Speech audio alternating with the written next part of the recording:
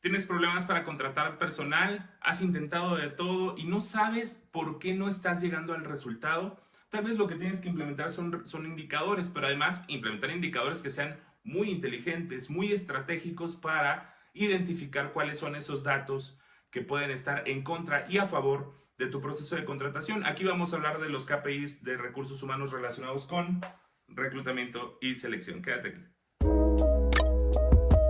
¿Qué tal? Muy buen día. Bienvenidos a un capítulo más de cómo implementar un departamento de recursos humanos que sea útil y funcional para las empresas. Mi nombre es Carlos Cerdán, represento a Happy Nom y bueno, venimos a un capítulo más hablando de KPIs. En semanas anteriores he hablado ya sobre este tema y bueno, considero muy importante seguir abordando asuntos relacionados con KPIs, con indicadores de recursos humanos, con cada uno de los procesos que tenemos, porque en cada uno de los procesos podemos implementar KPIs. Estos videos, afortunadamente, van a ser relativamente cortos, ¿no? Relativamente cortos hablando de cada uno de los procesos, pero sí me quiero enfocar.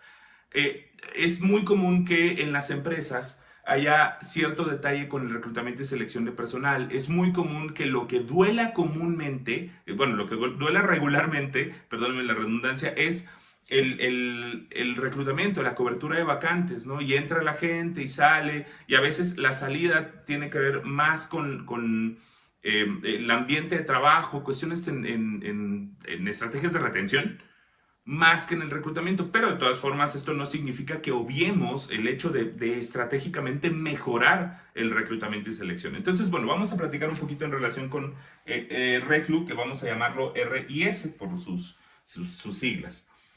¿Qué podemos medir en reclutamiento y selección de personal? Bueno, parte de lo que nosotros podemos medir es precisamente el tiempo, pero el tiempo lo podemos medir en dos vertientes. Una, el tiempo de reclutamiento, es decir, para esto necesito una requisición de puesto, ¿sí? O si no me quiero ver muy formal, bueno, entonces al menos saber cuándo empieza mi vacante de manera oficial, ¿sí? Esta requisición de puesto me va a indicar el tiempo, la fecha de inicio. Y a partir de la fecha de inicio, yo ya sé cuál puede ser mi tiempo de cobertura y la fecha, obviamente, de cobertura. Si yo tomo toda la data, sí, esto de hecho lo puedo hacer en un Excel muy fácil. Tomo toda la data e identifico, oye, me estoy tardando tanto tiempo en contratar, pero tengo posiciones operativas, por ejemplo, que las contrato en 2, 3 días, ¿no? Y tengo una posición gerencial o directiva que me llevé mes y medio, 3 meses en contratarlo. Bueno, pues ¿cuál de los dos tomo? Ahí es donde viene el segundo filtro. Estos dos están entrelazados. Hay que cruzarlo versus nivel de puesto. Es decir, si yo tengo nivel uno y el nivel uno son puestos operativos, ¿sí? Entonces mido operativo versus operativo para saber en nivel operativo cuánto tiempo me estoy tardando. No lo combino porque entonces me voy a meter en un problema. ¿Por qué? Porque tal vez, y esto lo platicaba en el primer video relacionado con indicadores que fue hace un par de semanas, hablaba de la diferencia entre los niveles y el tiempo que me puede llevar tal vez contratar un gerente o un director. Pues tal vez yo me estoy llevando en esas posiciones un tiempo de cobertura de 3 meses. Y aquí me tardo en promedio 3 días. Bueno, entonces lo que va a hacer es darme información falsa de cuál es mi tiempo de cobertura. ¿Sí? Todo esto es lo que te miden, es el tiempo de cobertura. Eh, si yo, por ejemplo, tengo un nivel 10 y lo hago así de diferente, ¿no? Lo diferencio de esta manera. Y los niveles 10 son de dirección.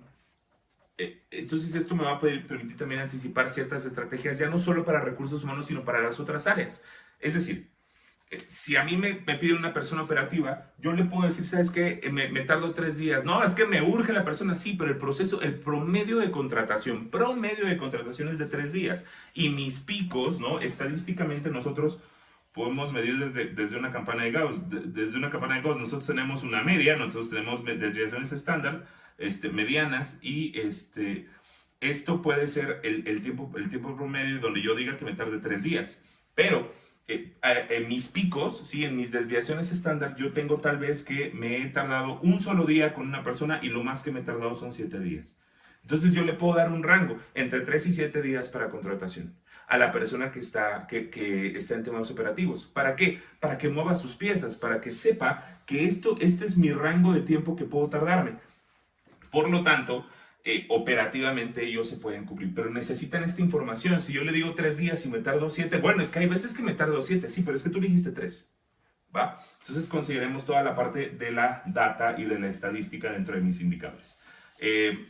Y lo mismo ocurre con el punto de dirección. O sea, ya en algún momento las posiciones de dirección ocurren y derivan de situaciones muy distintas, muy distintas a lo que puede ser un tema operativo. Pero si me piden una persona para dirección, bueno, entonces yo le puedo decir, ¿sabes qué? Mi promedio de contratación es de 90 días. Por lo tanto, cúbrete, ¿sí? Cúbrete para ver cómo lo podemos resolver, porque esto conlleva una serie de pasos de reclutamiento que son muy distintos a los que ocurren aquí. En el operativo suele no haber tantos pasos como puede ser un filtro de dirección. Y aquí tal vez viene el paso 1, el paso 2 y así hasta que me llevo al paso 15, ¿no? ¿Y por qué? Porque vienen varias entrevistas, se hacen referencias de laborales mucho más fuertes, evaluaciones psicométricas y exámenes de competencias mucho más exigentes para poder llegar a esta contratación. Por lo tanto, yo le tengo que informar a la persona, me tardo este tiempo, pero lo que te lo da es desde la requisición del puesto. Yo veo la fecha de inicio y la fecha de cobertura y saco promedios, ¿sí? Pero si lo cruzo ya por niveles, entonces tengo información mucho más precisa. Bien, criterios demográficos. Voy a borrar esto para poder escribir un poco más, con un poquito más de libertad. Criterios demográficos de éxito. Y este es uno de los puntos más importantes. Aquí yo necesito tener dos criterios o dos herramientas que me ayuden a medir esta situación. La primera, la entrevista de salida.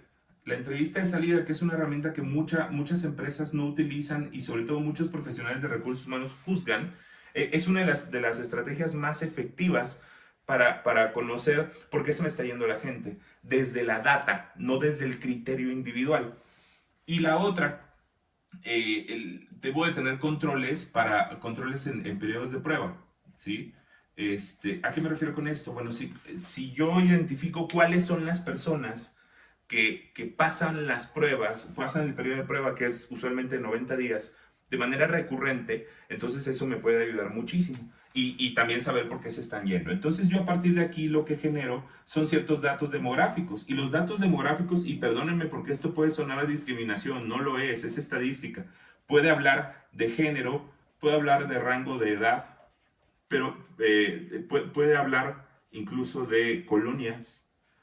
Pero, insisto, estoy hablando de casos de éxito y también casos negativos, casos de fracaso, ¿sí? Rango de edad, puedo hablar de qué colonias he tenido mejor personal o personas que simplemente no se casan con la empresa. Incluso universidades, ¿sí? O en su defecto, escuelas específicas. O también experiencia laboral en ciertas empresas. ¿A qué me refiero? Si yo, por ejemplo, identifico que la gran mayoría de las personas que salen por alguna situación complicada, ¿no? O me abandonan el trabajo, vienen de la colonia fulanita de tal, tienen un rango de edad determinado y es de tal género, y vienen tal vez de tal escuela, y estuvieron trabajando en tal empresa, ¿no? O sea, esto puede ser un y o. Eh, entonces yo puedo ya discernir cuáles son los criterios demográficos de éxito en mi reclutamiento para ciertas posiciones, ¿sí? Para la posición de operador B, me funciona mucho más la gente que viene de tal lugar, de tal colonia, de tal escuela, con tal rango de edad, con tal... Oye, ¿es discriminación? Si lo pones en la publicación, sí. Si es tu único criterio de selección, sí. Pero no, la verdad es que termina siendo estadística que te ayuda a tomar mejores decisiones o decisiones mucho más orientadas hacia el éxito. Porque ya la data te lo demuestra. Oye, yo tengo 5 casos y entonces ya con 5 casos solo voy a contratar de esta colonia. No, eso no es data. No, o sea, la verdad es que esto no es estadística. Cinco personas no es estadística. Tendría que ser un número suficientemente grande y depende un poco más de la plantilla que tú tengas y del historial que tú manejes para saber qué tanta data es suficiente o no. Y de ahí, bueno, pues la más básica de todas es si yo tengo un determinado número de vacantes, un determinado número de contrataciones, bueno, pues ese es el versus de los indicadores que me pueden decir. ¿De qué me sirve esto? La verdad, muchas veces, no es que tengamos algo en contra de los departamentos de operaciones, pero muchas veces se culpa a recursos humanos de que no está haciendo su trabajo. Y no es, propiamente no es así. Hay ocasiones en las que le dices, es que yo he contratado 50 personas en este mes y de esas personas han durado 10.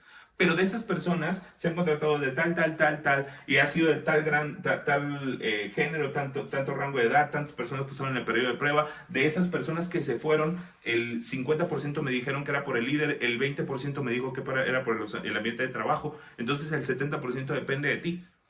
Ya estamos hablando en un idioma diferente y entonces ya podemos recargar la responsabilidad de la rotación hacia operaciones.